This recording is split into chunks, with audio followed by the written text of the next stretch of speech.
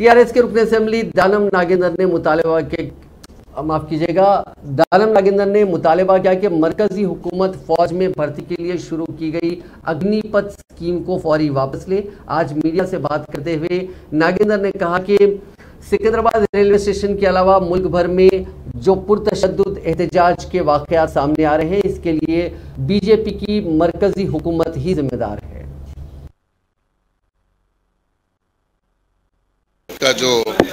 Announcement आने के बाद में अग्निपथ का जो अनाउंसमेंट आने के बाद में हिंदुस्तान के नौजवानों में एक जो आंदोलन जो पैदा हुआ है, उसके जिम्मेदार जो है सरासर बीजेपी पार्टी है।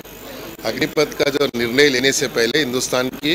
दूसरी पार्टियों से जो है ऑल पार्टीज का एक मीटिंग लगाकर जो है सबका राय मशवरा लेकर जो है ये अग्निपथ का अनाउंसमेंट करना था, लेकिन उसका कोई भी रोड मैप नहीं है, उसका एक्शन प्लान नहीं है, उसके अंदर क्या है, उसके रिपरकेशंस क्या है, कुछ नहीं है।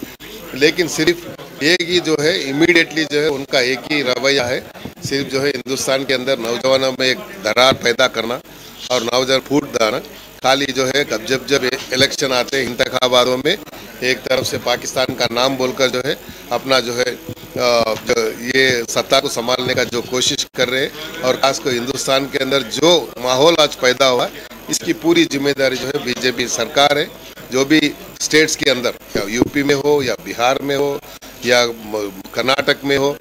या मध्य प्रदेश में हो, जहाँ जहाँ भी उनके सरकार है, यही लोग उनकी जिम्मेदारी है। आज हिंदुस्तान के नौजवानों को जो है आज अनकंडीशनली अपॉलॉजी बोलने का जिम्मेदारी आज जो है बीजेपी के सरकार के ऊपर है और मोदी साहब के ऊपर है। लेकिन आज भी अगर मोदी सरकार जो है आज ये जो अग्निपथ का जो रोल बैक नहीं करेंगे, ये आंदोलन जो है नौजवानों में और एक नया